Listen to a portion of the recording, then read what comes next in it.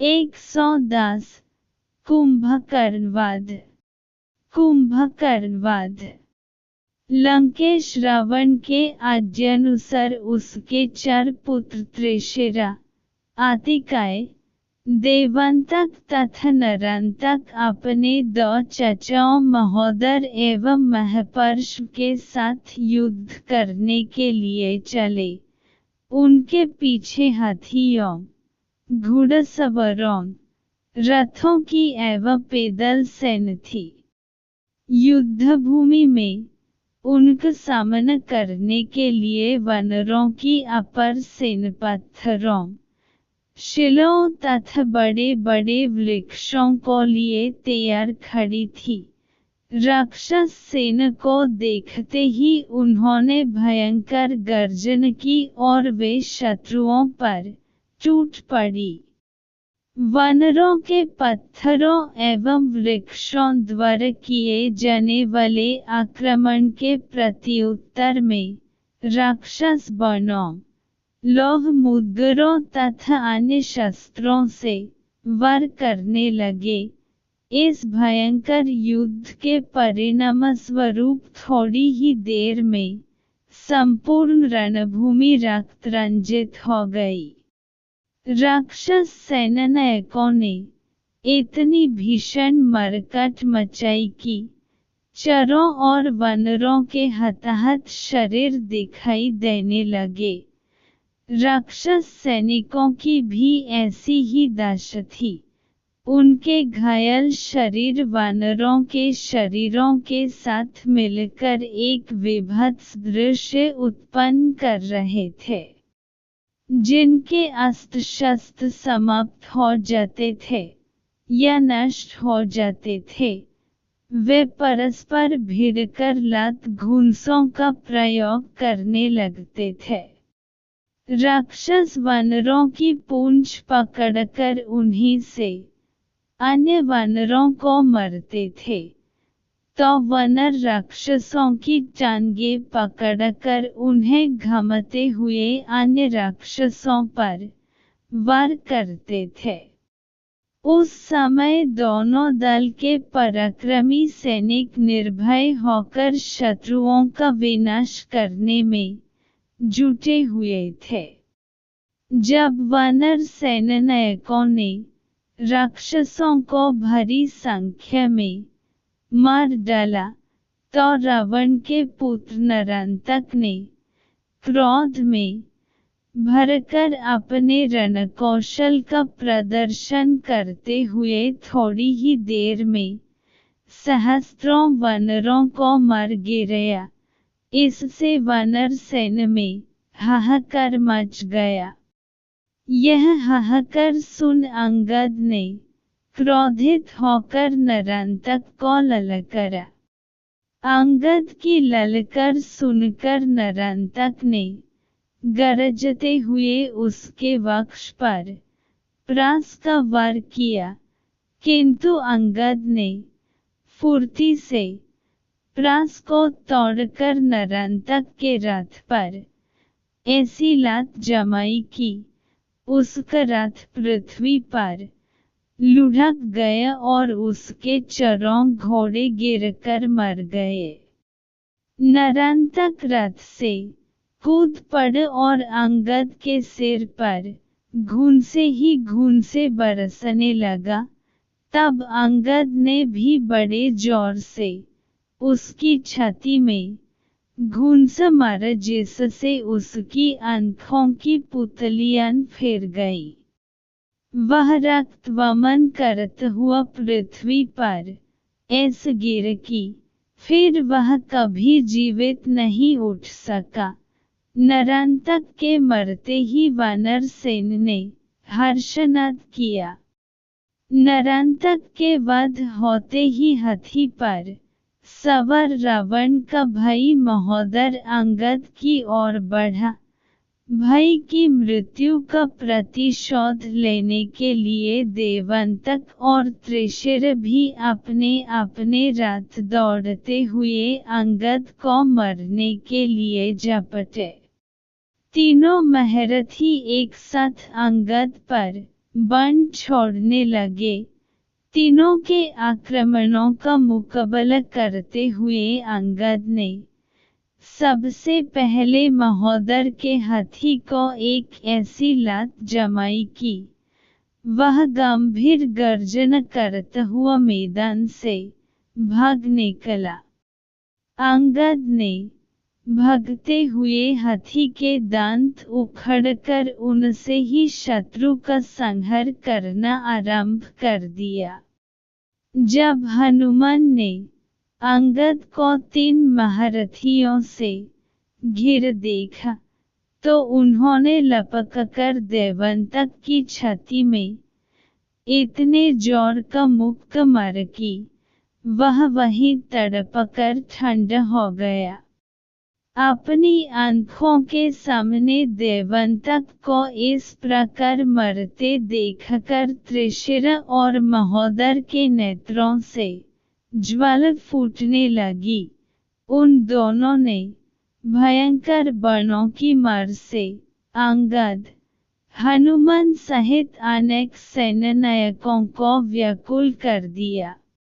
नील ने अपने वीरों को इस प्रकार घायल होते देख किलकिलाकर एक बहुत भारी शिलाखंड उखाड़ा, फिर उसे महोदर के सिर पर दे मारा। उसके नीचे महोदर पिस कर मर गया। इसके मरने पर त्रिशिर ने वानर सेना पर एक साथ अनेक बाण छोड़े, किंतु इस समय वानर सेना का साहस बढ़ा हुआ था और नरांतक, देवंतक तथा महोदर जैसे सेनापतियों के मारे जाने के कारण राक्षस सेना के पैर उखड़ने लगे थे। अवसर पाकर हनुमान ने कूदकर त्रिशिर का सिर धड़ से अलग कर दिया। इस प्रकार 4 महारथियों के मारे जाने पर महापर्षभ ने क्रोध से उन्मत्त होकर लोहे की भारी गदा से वानरों पर वार करना आरंभ कर दिया। देखते ही देखते 20 वानर उसकी क्रोधाग्नि में जलकर स्वाहा हो गए। उस समय उसकी रक्तरंजित गदा प्रलयंकर अग्नि की भांति वानरों को अपना ग्रास बन रही थी। इस पर ऋषभ नामक तेजस्वी वानर योद्धा ने क्रुद्ध होकर महापर्षभ को बड़ी जोर से लात मारी। उस आघात को न सह सकने के कारण महापर्षभ पृथ्वी पर गिर पड़ा।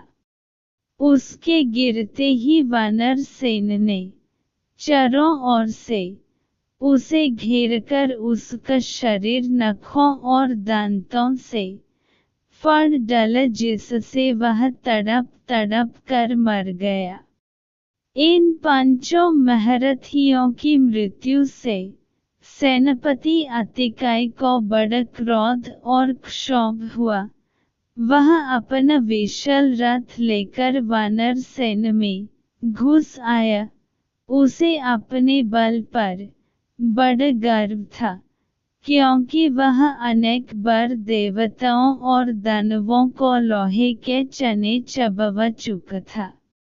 उसके भयंकर संहार से त्रस्त वानर सैनिक त्राही त्राही करते हुए रामचंद्र जी के पास पहुँचे। उसके विराट रूप और अद्भुत रणकौशल को देखकर उन्होंने विभीषण से पूछा, हे विभीषण, यह पर्वताकार अद्भुत वीर सैनिक कौन है, जो वानर सेना का प्रलयंकर विनाश कर रहा है? विभीषण ने बताया, यह रावण का पुत्र अतिकाय है। मंदोदरी इसकी माता है। साहस और पराक्रम में यह रावण से किसी भी प्रकार कम नहीं है। इसने अपनी तपस्या के बल पर दिव्य कवच तथा रथ प्राप्त किए हैं। सहस्त्रों बार इसने देवताओं और दानवों को परास्त किया है, इसलिए आप इसे मरने का शीघ्र ही उपाय करें, अन्यथा यह हमारी संपूर्ण सेना का विनाश कर देगा। इतने में वानर सेना में अभूतपूर्व मरकट मचता हुआ अतिकाय रामचंद्र जी के पास अपना रथ दौड़ता आ पहुंचा और उनसे क्रोध तथा गर्वपूर्वक बोला, हे तुच्छ मनुष्यों, तुम दोनों भाई मेरे हाथों से क्यों इन बेचारे वानरों का नाश करते हो? इन्हें मारने में न तो मेरा पराक्रम है और न मेरी कीर्ति ही है।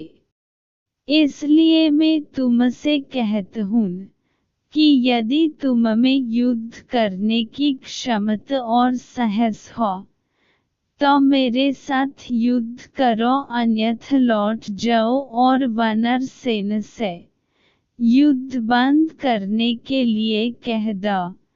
अतिकाय के दर्प भरे इन वचनों को सुनकर लक्ष्मण बोले, अरे राक्षस, तू बढ़ चढ़ जितनी बातें बन रहा है उतन वीर तो तू दिखाई नहीं देता। तेरा सिर तेरे धड़ से मैं उसी प्रकार अलग कर दूंगा जिस प्रकार आंधी पके हुए ताड़ के फल को गिर देती है। संभल अपने अस्त्र शस्त्र और देख, मेरे बाण तेरे वक्ष का कैसे रक्तपान करते हैं। लक्ष्मण के ये कठोर वचन सुनकर अतिकाय ने क्रुद्ध हो एक जलता हुआ बाण उन पर छोड़ा। लक्ष्मण ने उस सर्पाकार बाण को अपने अर्धचंद्राकार बाण से कटकर दूसरा अग्निबाण उसके मस्तक को लक्ष्य करके छोड़ा जो सीधा उसके मस्तक में घुस गया जिससे रक्त का फव्वारा छूट निकला। एक बार तो वह थर गया, किंतु शीघ्र ही संभलकर वह फिर आक्रमण करने लगा।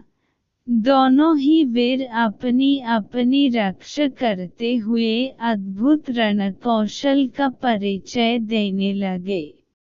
अतिकाय बार बार सिंह गर्जन करके लक्ष्मण को आतंकित करना चाहता था, किंतु इस गर्जन का उन पर उल्ट ही प्रभाव पड़ रहा था। जितना ही वह अधिक जोर से गरजता, उतने ही अधिक कौशल और स्फूर्ति से लक्ष्मण बाणों की वर्षा करते। जब अतिकाय का हस्तलाघव क्षीण होता दिखाई नहीं दिया तो लक्ष्मण ने क्रुद्ध होकर उस पर ब्रह्मशक्ति छोड़ी।